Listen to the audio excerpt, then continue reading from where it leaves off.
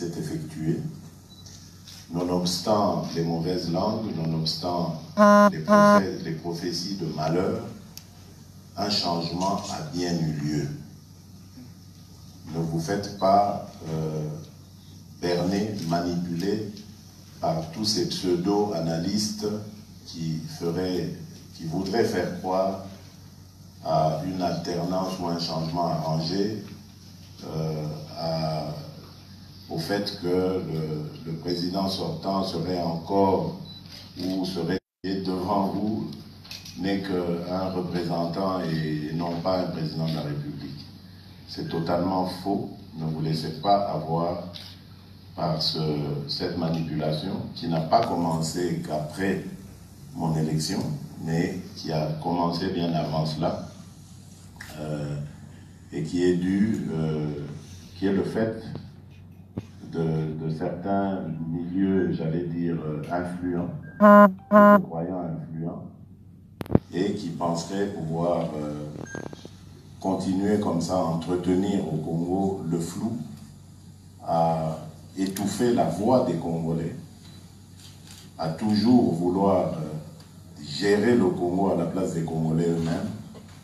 Et ce groupe d'influence qui pense que le Congo n'est pas capable de se prendre en charge, que les Congolais ne sont pas capables de se prendre en charge. Ce qui s'est passé, c'est une prise en charge des Congolais. Nous avons démontré à la face du monde et contre toute attente qu'au Congo, les choses pouvaient aussi se passer pacifiquement et que les Congolais pouvaient prendre conscience de leur destin, de leur capacité à faire beaucoup de grandes choses et qui pouvaient le faire de manière pacifique et concertée. C'est ce qui s'est passé. Et voilà pourquoi, depuis la campagne électorale que j'ai menée jusqu'à mon élection, j'ai prôné la réconciliation nationale. Celle-ci est nécessaire. Je comprends qu'il y ait des gens qui aient besoin de régler des comptes, parce que les frustrations sont grandes. Et moi qui vous parle ici, je ne suis pas exempt de frustration. J'en ai connu, j'en ai subi. Mais lorsqu'on aspire aux fonctions qui sont les miennes et qu'on a une vision pour ce pays et pour son peuple, on ne peut pas tenir compte de ses sentiments personnels. Et donc, lorsque j'ai entamé cette campagne, j'ai, après mûre réflexion, compris que le Congo ne pourra se relever que le jour où les Congolaises et les Congolais vont se pardonner, se donner la main et se tourner ensemble vers leur destin commun. Et cela passe, comme je le dis, par le pardon, par l'oubli du passé. Je ne dis pas qu'il faille totalement oublier, parce que c'est grâce au passé qu'on peut construire l'avenir. Mais je dis simplement que nos querelles du passé, nos guerres, qu'elles soient tribales, qu'elles soient politiques, n'ont contribué qu'à ruiner notre pays. Essayons maintenant l'autre volet des choses, ce que mon mentor, mon leader, celui chez qui j'ai tout appris, le défunt président Étienne Tshisekedi m'a appris, c'est l'amour du Congo et du Congolais. Essayons ça.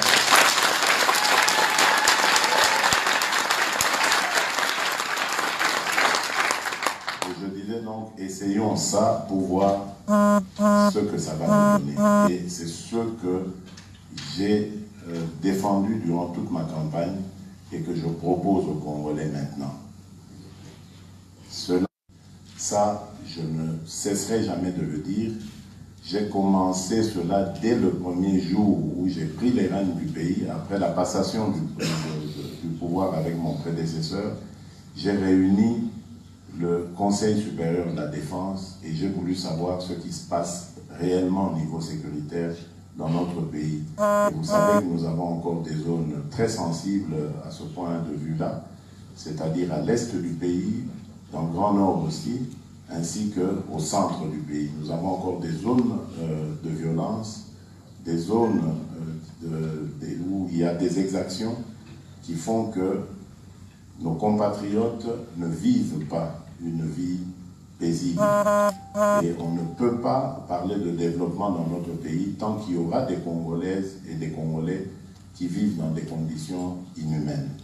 Voilà pourquoi je mettrai tout le paquet pour ramener la paix et la sécurité.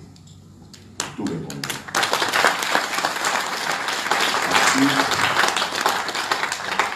Ensuite, nous allons commencer, c'est pour très bientôt, l'œuvre de l'instauration d'un état de droit. Nous en avons besoin si nous voulons parler demain d'un Congo nouveau. Nous devons instaurer la loi et la respecter par tout le monde. Un état de droit, c'est un état où tout le monde, à commencer par le premier des citoyens, se soumet à la loi.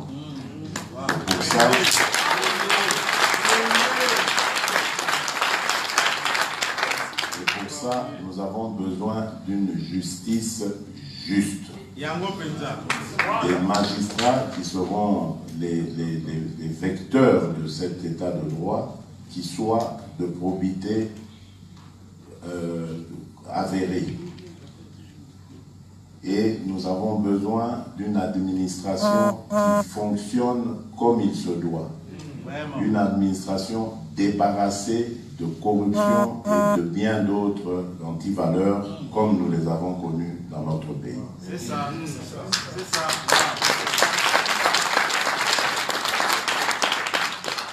Et moi, je rajouterais encore d'une classe politique qui soit exemplaire.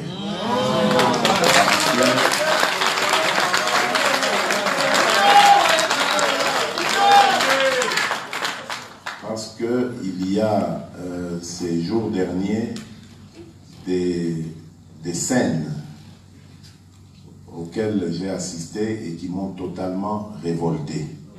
C'est par rapport aux prochaines élections des gouverneurs et des sénateurs.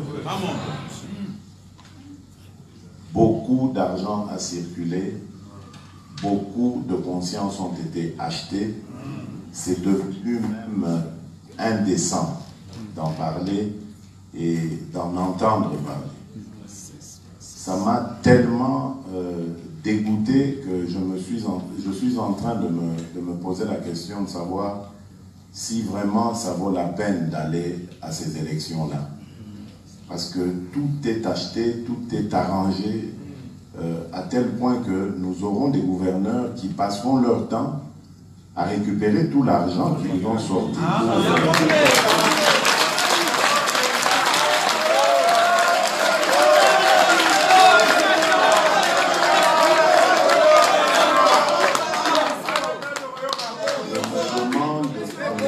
Je me demande comment on peut demain lutter contre la corruption, contre les antivaleurs, comme l'impunité, le tribalisme, la concussion, la gabegie, la mauvaise gouvernance. Comment on va faire avec des gens qui, dès le départ, seront porteurs de ces mauvaises habitudes que nous allons combattre. Donc c'est très très difficile.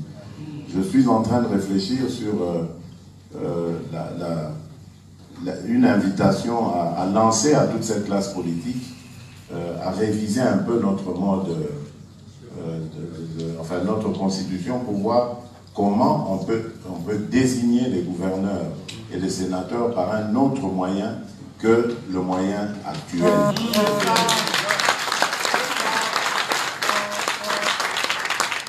Et donc ça fera partie vraiment de mon combat. Il n'est absolument pas question de continuer à vivre comme ça. C'est à cause justement de ce genre de méthode que notre pays a été ruiné complètement. Et donc il faut vraiment mettre fin à ça. Nous allons nous attaquer très fermement à ces choses-là. Alors, très vite, dans les jours qui viennent, nous aurons un gouvernement, comme vous le savez. J'ai entendu beaucoup de spéculations, mais vous devez comprendre qu'il s'est passé non seulement une élection présidentielle, mais il y a eu aussi des législatives au niveau national et provincial. Et donc, ces législatives ont donné ce qu'elles ont donné. On peut en faire les commentaires qu'on veut, mais est-il que, bon, il y a une majorité ou un groupe qui prétend être cette majorité. On attend évidemment de l'identifier comme il se doit pour confirmer que c'est bien cette majorité-là. Ensuite, nous irons dans des discussions politiques, puisque le président que je suis n'acceptera pas d'être juste un président qui règne, mais qui ne gouverne pas.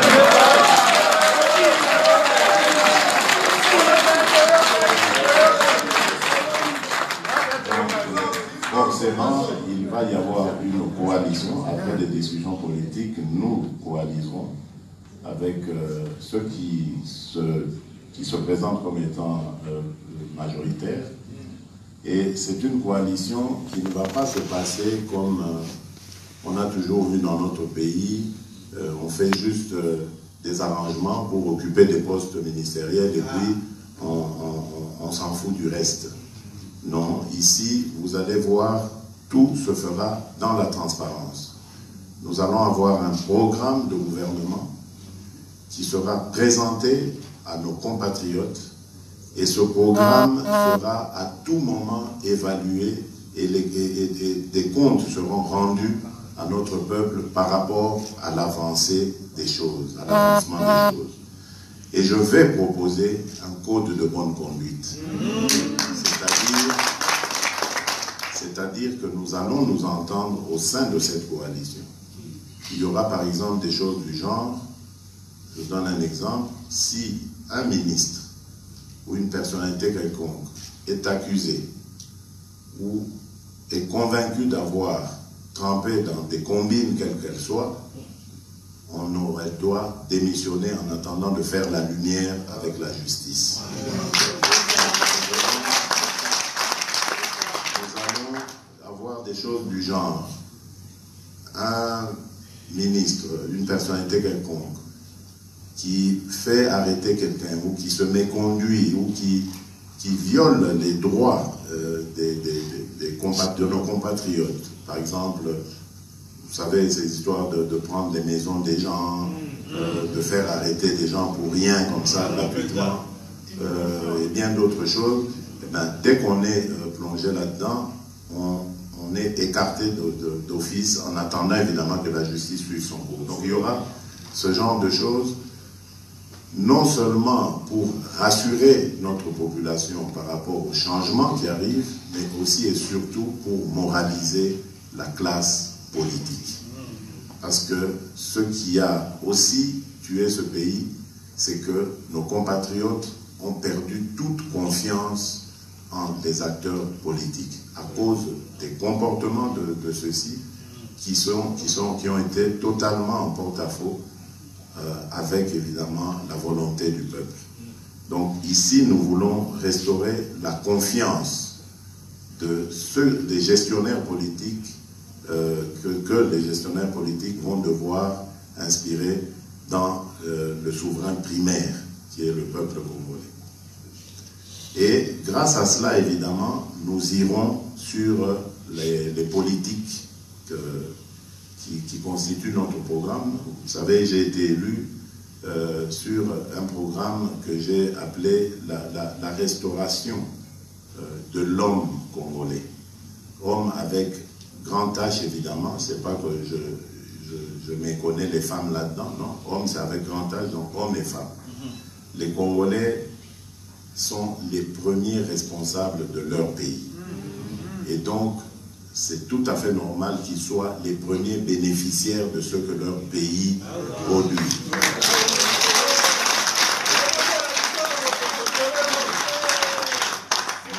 Nous en avons assez de voir les Congolais être de plus en plus pauvres tandis que d'autres viennent s'enrichir grâce à notre pays, deviennent de plus en plus riches. Nous ne sommes pas racistes, nous ne sommes pas totalement contre la présence étrangère chez nous, mais nous sommes simplement pour l'équité.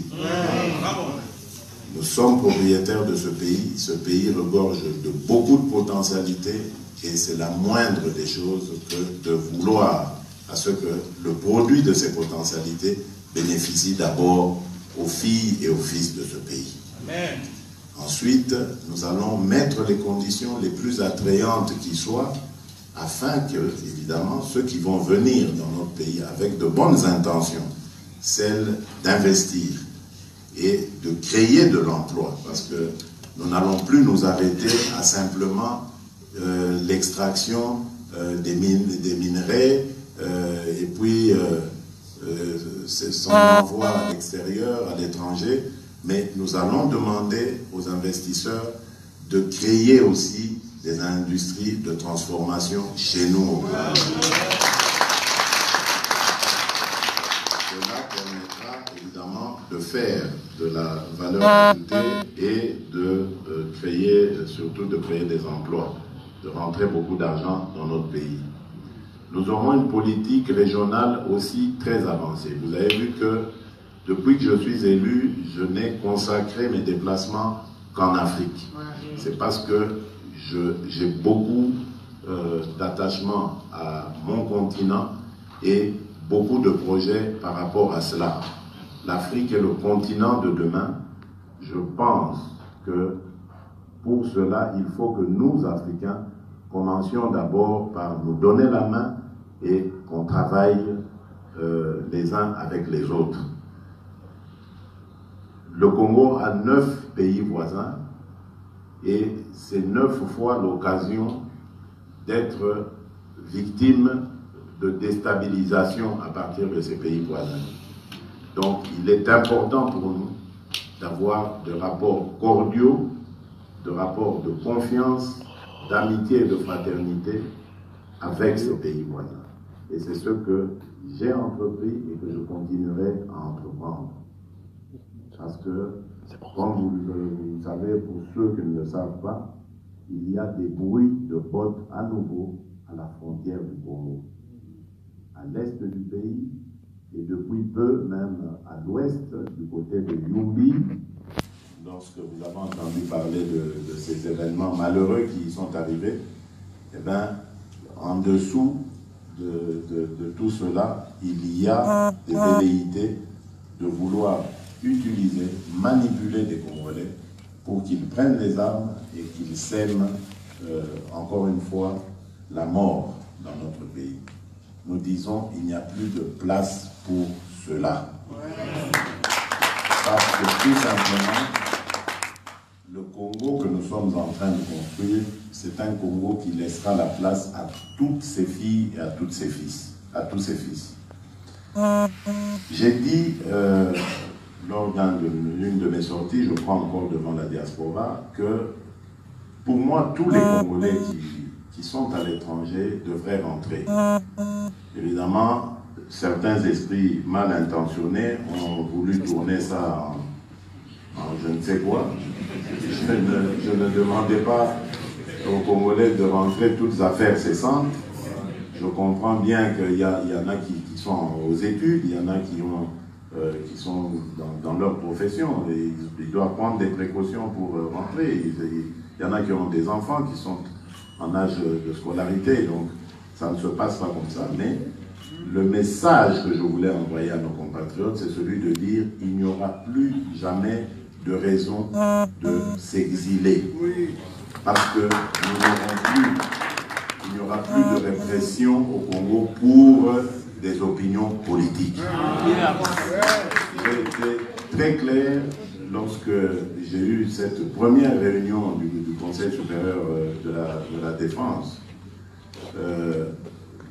Le directeur, l'administrateur général de l'ANR avait été convié. Je lui ai très clairement expliqué que je voulais humaniser les services de renseignement.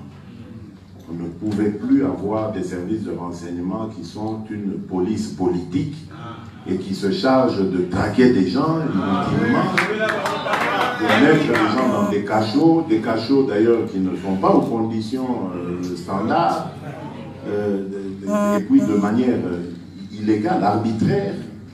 Ça, c'était fini. Et je crois que j'ai été entendu. Et quelques jours après, d'ailleurs, beaucoup de nos compatriotes avaient été libérés de là. Et j'ai fait passer ce message que je ne voulais plus jamais voir ce genre de choses sous mon règne. On ne peut plus arrêter des Congolais parce qu'ils ont critiqué le président de la République. Non, je ne suis pas...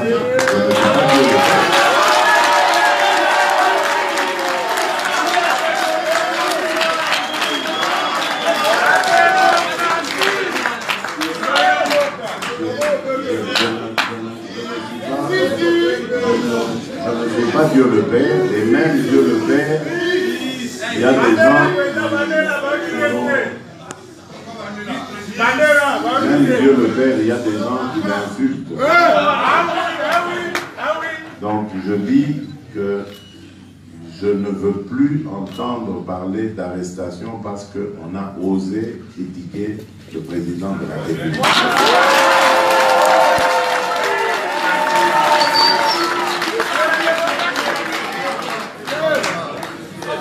Je suis un individu comme tout le monde. J'ai été élu par mes compatriotes, mais je suis conscient, bien conscient qu'il y en a d'autres qui n'ont pas voté pour moi. Et donc, je ne peux pas commencer à discriminer mes compatriotes. Je suis élu par la plus grande partie de mes compatriotes, mais je dois tenir compte de l'autre partie qui n'a pas voté pour moi. Ce sont des Congolais comme les autres et ils ont droit au même traitement que les autres. Je suis le président de tous les Congolais. Donc voilà à peu près l'esprit avec lequel je viens, j'arrive aux affaires. J'ai trouvé énormément de difficultés à la tête de ce pays, mais j'ai aussi vu des choses positives que l'on ne voit pas nécessairement quand on est dans l'opposition. Donc c'est pour ça que je peux comprendre, c'est pour ça que je vous dis, je comprends et j'accepte les critiques, parce que chacun a son approche, a son point de vue selon la position qu'il occupe. Et la mission que j'ai est de faire de mon mieux pour que les Congolais améliorent leur quotidien. Et c'est ça que je vais faire, c'est ça que je vais me couper en quatre avec mes collaborateurs, mes collaboratrices pour y arriver. Des changements profonds et totalement positifs pour mon pays et mon peuple. Merci beaucoup. Je mettrai l'accent sur la jeunesse parce que, comme vous le savez, et moi je l'ai toujours dit, la jeunesse c'est la richesse. Si il y a quelque chose que le Congo a de très riche, c'est sa jeunesse. Au-delà même de ses minerais et de bien d'autres richesses, c'est notre jeunesse. Et cette jeunesse, elle doit être très bien encadrée. Voilà pourquoi, dans mon cabinet, j'aurai, et le cabinet sera pour bientôt d'ailleurs, je vous l'apprends aussi, j'aurai un conseiller spécial qui sera attaché au problème de la jeunesse. Parce que nous allons nous battre ensemble pour enrayer complètement le phénomène des Koulouna, des Chégué.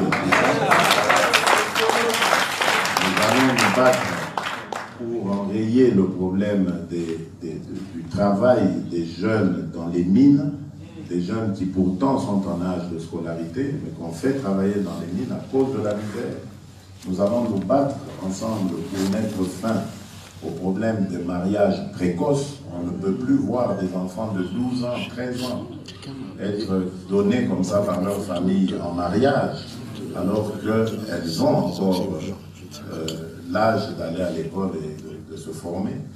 Donc il y a plein de problèmes qui touchent à notre jeunesse. Il y a celui de l'emploi après les études. Il y a même celui des études, l'encadrement pendant qu'ils seront aux études. Pour quelle éducation, pour quel enseignement? Notre jeunesse, c'est notre richesse, c'est notre avenir, c'est notre pays demain. Et donc si on ne la prépare pas aujourd'hui, on peut bien imaginer la catastrophe que nous risquons ou les générations futures vont vivre demain.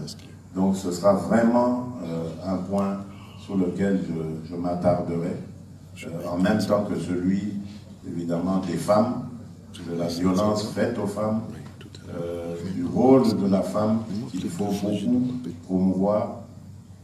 Nos mamans sont des personnes extraordinaires parce que durant toutes ces années difficiles, elles sont devenues silencieusement, sans faire trop de bruit, des véritables chefs de ménage.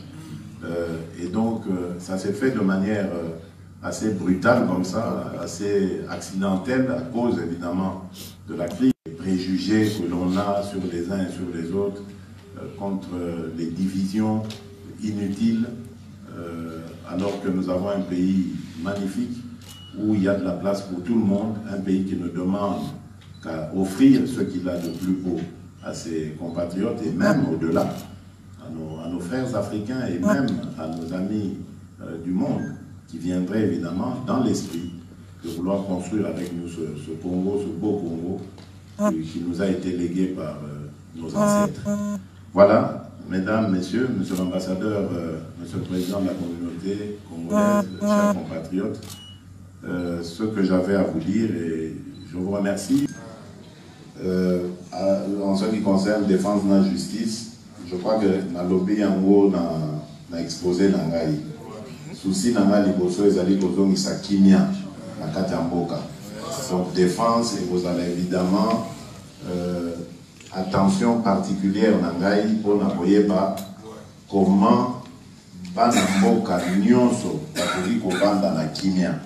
Comment mboka na biso ekoki kosukisa libela na makambo oyo toyeba ya ba rébellion, ya ba groupes armés, ya ba viol, ya ba violence, ya ndenge na ndenge oyo ba compatriotes na biso bazali kobila.